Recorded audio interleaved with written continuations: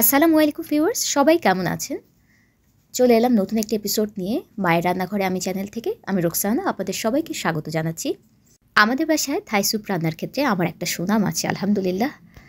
তো আমি আজকে আপনাদের সঙ্গে হুবহু সেই রেসিপিটাই শেয়ার করব। এর আগে থাই স্যুপের আমি একটা কমপ্লিট রেসিপি দিয়েছিলাম, ওই ভিডিওটার লিঙ্কও আমি এই ভিডিওর ডেসক্রিপশনে দিয়ে দেব। আপনারা চাইলে সেখান থেকে দেখে নিতে পারবেন ইনশাআল্লাহ। তো চলুন কথা না বাড়িয়ে শুরু করি। কিভাবে করলাম খুব ইজিভাবে সেটা দেখিয়ে দিচ্ছি আপনাদের। ভিডিওটি দেখার আগে আপনাদের কাছে অনুরোধ রইল ভিউয়ার্স, চ্যানেলটি সাবস্ক্রাইব করে বেল আইকনটি প্রেস করে অলে সিলেক্ট করে রাখুন, তাহলে আমি যখনই কোনো ভিডিও আপলোড করব সবার আগে আপনার কাছে পৌঁছে যাবে। আজকের স্যুপটি করার জন্য মা আমাকে এখানে আগে থেকে একটা স্টক করে দিয়েছে সকালে, তো তাই আমি এর ভিডিও ক্লিপটা আপনাদের সঙ্গে শেয়ার করতে পারিনি। এই হাড়গোড়ের মাংসের অংশটা আমরা বিভিন্ন আইটেমে ব্যবহার করেছি, তো হাড়গোড়ের সঙ্গে খানিকটা চিকেনও রয়ে গিয়েছে, মাংসের অংশ রয়ে গিয়েছে, তো সেখান থেকে স্টকটা করে নেওয়া অনেক বেশি পরিমাণে ছিল, তাই খুব হেলদি একটা স্টক হয়েছে। ভিডিও শেষে আমি আপনাদেরকে দেখিয়ে দেব এর আগে 10 দিন আগে আমি একটা স্টক করেছিলাম, কিভাবে স্টক করতে হয় এবং একটা পারফেক্ট স্টকের আপনি ধারণা পাবেন। স্টক করার ক্ষেত্রে কিছু স্টেপ অবশ্যই ফলো করতে হবে এবং স্টকটা যদি পারফেক্ট হয় তাহলে আশা করা যায় যে আপনার স্যুপটাও পারফেক্ট হবে। তাহলে আপনি চিকেন পাউডার ছাড়াও বাসায় খুব ভালো মানের একটা থাই স্যুপ করতে পারবেন। ভিউয়ার্স, আজকের থাই স্যুপটা করার জন্য আমরা একটা শর্টকাট পদ্ধতি অবলম্বন করেছি। কাঁচা অবস্থায় চিকেনটাকে জুলিয়ান কাট না করে স্টকের সঙ্গেই একবারে 5-7 মিনিটের মতো চিকেনটাকে জাল করে নেওয়ার পর যখন চিকেনটা একটু সফট হয়ে আসবে, তারপর আমরা চিকেনটা তুলে এরকম মাংসের অংশটা সেখান থেকে নিয়ে নিয়েছি আর হাড়টাকে রেখে দিয়েছিলাম স্টকের জন্য। তো আপনারা চাইলে যখন সময় কম থাকবে তখন এরকম শর্টকাট করে নিতে পারেন, এতে অনেক ঝামেলায় অ্যাভয়েড করা যায়। আর এই ছিল আমাদের ছেঁকে নেওয়ার পর হাড়গোড়ের অংশটা, যেটা আমরা ফেলে দেব। আর এখান থেকে স্টকটা নিয়েছি, পরবর্তীতে দেখাচ্ছি। স্যুপটি করার জন্য আমরা এরকম দেশি আদায় নিয়েছি। আমাদের কাছে গ্যালাঙ্গালটা আজকে ছিল না, গ্যালাঙ্গালটা খুব কম পাওয়া যায়, সেই পরিবর্তে আমরা একটু দেশি আদাটাই নিয়েছি, এটারও কিন্তু বেশ ঝাঁজ। আর এখানে মরিচ নিয়েছি আর 10টা ফালি করে এরকম চিড়ে দিয়েছি মাঝখান থেকে। আর এখানে আমি বাটন মাশরুমগুলো, এই যে বাটন মাশরুমটা ক্যানে পাওয়া যায়, তো সেখান থেকে আমরা ধুয়ে, ক্যানে তো আসলে ওটা সিরকায় ডোবানো থাকে, তো সেটাকে ভালো করে ধুয়ে তারপর ব্যবহার করতে হবে। এরকম একটা ভারী ভারী পিস করে নিয়েছি। থাই স্যুপের সঙ্গে এইরকম মাশরুম খেতে কিন্তু দুর্দান্ত ভালো লাগে। আপনাদের কাছে যদি মাশরুমটা না থাকে আপনারা ব্যবহার না করলেও হবে, তবে থাকলে টেস্টটা বেশ ভালো রেজাল্ট আসবে। আমরা স্টকটাকে মেপে নিচ্ছি। বিসমিল্লাহ।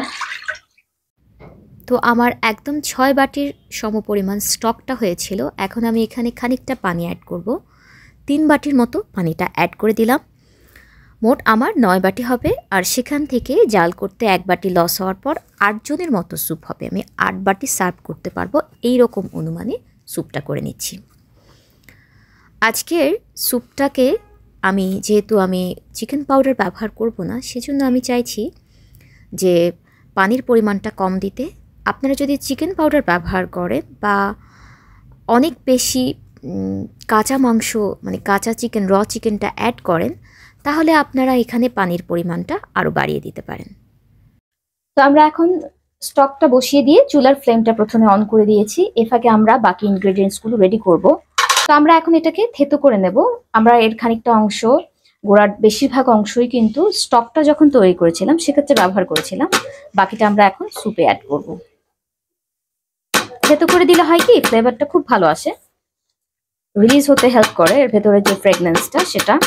আর আমরা সবাই জানি থাই স্যুপের কিন্তু এই থাই পাতাটা বা যেটাকে লেমন গ্রাস বলে অনেকে, এটা কিন্তু এটার ফ্লেভারটা ছাড়া থাই স্যুপই হবে না।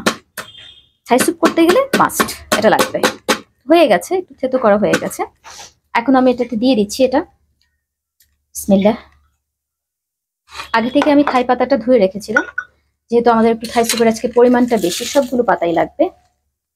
এই যে থাই পাতাটা, সেটা দিয়ে দিচ্ছি। এখন আমি এতে চিনি অ্যাড করব। আবার আজকে যেই পরিমাণ, তাতে আমি প্রথমে 3 টেবিল চামচের মতো চিনি দিয়ে দিচ্ছি।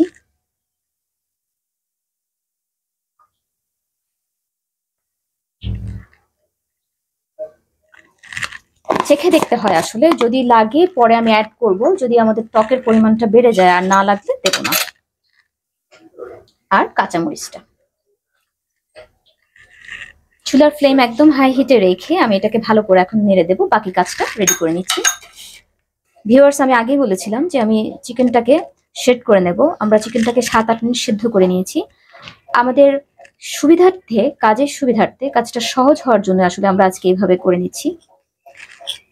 আপনাদের যদি সময় থাকে আমি বলবো আপনারা একদম র চিকেনটা ব্যবহার করবেন, তাতে কিন্তু টেস্টটা বেশি ভালো আসে। তবে এইভাবে 7-8 মিনিট করে নিলেও খুব বেশি হেরফের হবে না। আমরা এখন এখানে আরেকটা স্টেজে যাচ্ছি। সেট করা চিকেনের সঙ্গে আমরা এখানে চিংড়ি নিয়েছি।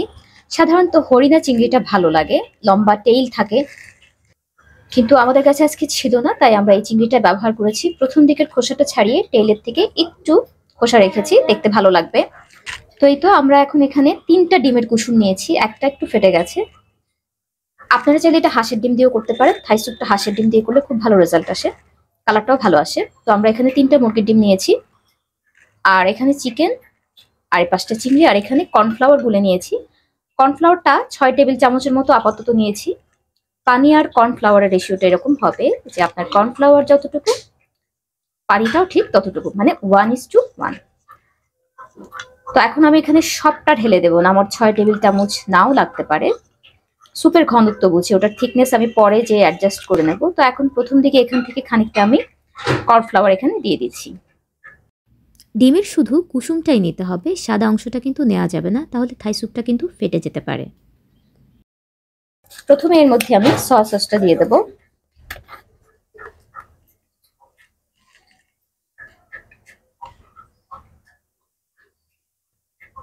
সয়া সসে যেহেতু অনেক লবণ থাকে, তাই স্যুপে যখন আপনি লবণ দেবেন একটু বুঝে দেবেন। আমি এখন এখানে 4 টেবিল চামচের মতো সয়া সস অ্যাড করে দিলাম। এখানে একটা ট্রিক্স বলে রাখি, অনেকে স্যুপ করেন কিন্তু স্যুপের মধ্যে চিংড়ি অথবা চিকেনের গন্ধটা রয়ে যায়। তো সেটার জন্য আপনারা কি করবেন দেখিয়ে দিচ্ছি। যে সসগুলো আমি ব্যবহার করব আজকে থাই স্যুপে, এখানে নিয়েছি টমেটো কাচাপ। টমেটো কাচাপ নিয়েছি 2/3 কাপ, বা একটি কাপের 3 ভাগের 2 ভাগ। থাই স্যুপ করতে টমেটো কাচাপের পরিমাণটা একটু বেশি পরিমাণে লাগে। আর এখন দিচ্ছি red chilli sauce. Red chilli সসটাও 2/3 কাপের মতোই নিয়েছি। থাই স্যুপে কিন্তু একটু ঝাল ঝাল ফ্লেভার না আসলে ভালো লাগে না। আসলে টক, মিষ্টি, ঝাল এই 3টার পারফরমেন্স মিলেই কিন্তু থাই স্যুপ। তো আমি এখন এটাকে হাত দিয়ে, এখন ডিরেক্ট আর কোনো কিছু না, কোনো ঢং ফং কিচ্ছু না, জাস্ট হাত দিয়ে এখন এটা মাখবো। এই যে ডিমের এই কুসুমটা, এটাকে ফেটে দিতে হবে। হ্যাঁ, ফ্লেভারটা খুব ভালো আসবে, একদম এইরকম ফেটে দেবেন। আমাদের স্টকটা বলক এসে গেছে, বেশ দারুণ একটা ফ্রেগনেন্স বের হচ্ছে এখান থেকে। এখন আমরা যে রেডি করে রেখেছিলাম এই চিকেন, শ্রিম্প সব একসঙ্গে ঢেলে দেবো। বিসমিল্লাহ। এটা ঢালার সময় একটু নাড়তে থাকবেন, অনেক সময় হয় কি কর্নফ্লাওয়ারটা দলা পেকে যেতে থাকে। এই যে এভাবে নেড়ে দেবেন। আমরা এখন এর মধ্যে মাশরুমটা অ্যাড করে দিচ্ছি। আর দিয়ে দেবো ফুড কালার। এটা আসলে অপশনাল। আপনারা যদি চান যে আপনাদের থাই স্যুপের কালারটা একটু ডার্ক লাগুক, দোকানের মতো লাগুক, তাহলে আপনি চাইলে অ্যাড করতে পারেন। আবার আপনি যদি মনে করেন যে এটার কোনো প্রয়োজন নেই, একদম স্কিপ করতে পারেন। এখন এতে দিয়ে দিচ্ছি স্বাদ মতো লবণ। লবণটা ব্যবহারের পর থাই স্যুপটাকে একটু ভালো করে 5-7 মিনিটের মতো জাল করে নিতে হবে। খুব বেশি রান্না করা যাবে না, তাহলে কিন্তু চিংড়িটা রাবার মতো শক্ত হয়ে যাবে। যেহেতু আমাদের চিকেনটা আগে থেকে 5-7 মিনিটের মতো সেদ্ধ করা, তাই স্যুপটা হতে কিন্তু খুব বেশি আর সময় লাগবে না। আমার পছন্দ অনুযায়ী পারফেক্ট থিকনেস আনার জন্য আমি এখানে আরও 4 টেবিল চামচ পরিমাণ কর্নফ্লাওয়ার অ্যাড করেছিলাম। কর্নফ্লাওয়ারটা আসলে আপনারা আপনাদের পছন্দ মতো দেবেন, যে যেরকম ঘনত্ব পছন্দ করেন ঠিক সেভাবেই। তবে অতিরিক্ত কর্নফ্লাওয়ার দিলে বেশি ঘন হয়ে যায় এবং অনেক সময় অনেকের ডাইজেশনে প্রবলেম হয়। আপনারা দেখবেন যে আমরা অনেক সময় স্যুপ খাওয়ার পর আমাদের কেমন যেন একটু অস্বস্তি বোধ হয়। এর মূল কারণটা কর্নফ্লাওয়ারের বদহজমের কারণে। তো এই যে থিকনেসটা দেখিয়ে দিচ্ছি, আমাদের ওই চুলার আসলে গ্যাসের ফ্লেমটা একদম চলে গিয়েছিল, তো আমি ইন্ডাকশানে নিয়ে এসেছি আসলে। তো এই যে এই রকম থাকবে থিকনেসটা। এটা কিন্তু একটু ঠান্ডা হওয়ার পর আরেকটু ঘন হয়ে যাবে। আমাদের স্যুপটা হয়ে এসছে। সবশেষে অফ স্ক্রিনে আমরা আধা কাপের মতো লেবুর রস অ্যাড করেছিলাম। রান্না শেষ, চলে যাব সার্ভিংয়ে। আজকের থাই স্যুপটার সঙ্গে সার্ভ করার জন্য আমরা এখানে ভিনেগার, সমপরিমাণ পানি, 1 চা চামচ চিনি আর কাঁচামরিচ কুচি দিয়ে এই রকম একটা সস করে নিয়েছিলাম। তো এই সসটা কিন্তু যে কোনো স্যুপের সঙ্গে খেতে আমাদের কাছে বেশ ভালো লাগে। আর থাকবে দোকান থেকে কেনা রেডিমেড চিলি সসটা। চিলি সসটা দিয়ে নিলে দেখবেন যে থাই স্যুপটা আরও বেশি স্ট্রং ফ্লেভার হয়। এই যে স্যুপের ঘনত্বটা আমি একটু সার্ভ করে দেখে দিলাম। আপনি যদি এটা কাউকে সার্ভ করেন এবং না বলেন যে দোকান থেকে কিনেছে, বিশ্বাস করুন কেউ বুঝতেই পারবে না যে এটা বাসায় তৈরি থাই স্যুপ। ভিউয়ার্স, এটা ছিল আমার ছাদ বাগানের লেমন গ্রাস। তো এখান থেকেই আমি 4টার মতো স্টিক তুলে নিয়ে এসেছিলাম। আসলে আজকে স্যুপের পরিমাণ বেশি, তাই 4টা স্টিক লেগেছিল। ভিউয়ার্স, ভিডিওর শুরুতে আমি কিন্তু আপনাদের বলেছিলাম যে আমি 8-10 দিন আগে কি করে একটা স্টক করেছিলাম, এই রকমই, সেটা দেখিয়ে দেব। তো তার জন্য আমি এখানে মুরগির বেঁচে যাওয়া হাড়টি আর হচ্ছে আপনার লেমন গ্রাস, 1 টুকরো আদা আর দিয়েছিলাম সামান্য কয়েকটা গোলমরিচ। এভাবে স্টকটা 40 থেকে ঘন্টাখানেকের মতো লো মিডিয়াম ফ্লেমে জাল করে নেবেন। প্রথমে বলক আসার পর এই যে ফেনাটা, এই ফেনাটা কিন্তু ফেলে দেবেন। এটা পরবর্তীতে বেশ বাজে লাগে, এটা একদম তুলে ফেলে দেবেন, এর কোনো প্রয়োজন নেই। এভাবে ঘন্টাখানেকের মতো জাল করে নেওয়ার পর সময় না থাকলে 30-40 মিনিটও হয়ে যাবে। তো যখন দেখবেন যে আপনার পানিটা অর্ধেক হয়ে এসছে, বুঝে নেবেন আপনার স্টকটা রেডি। এখন আমি একটা স্ট্রেনারের সাহায্যে ছেঁকে নেব হাড়গুলো সরিয়ে। ঠান্ডা করার পর ছেঁকে নিয়ে আপনি এখন একটা বোতলে ভরে নর্মাল ফ্রিজে চাইলে সপ্তাহখানেকের মতো স্টোর করে রাখতে পারেন, অথবা ডিপ ফ্রিজে লং টাইমের জন্য রেখে দিতে পারেন।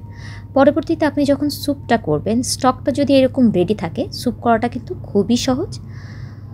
আজকের মতো আমি রুকসানা এখান থেকে বিদায় নিয়ে নিচ্ছি। কার কার থাই স্যুপ ফেভারিট আমাকে কমেন্ট করে জানালে ভীষণ খুশি হব। আল্লাহ হাফেজ।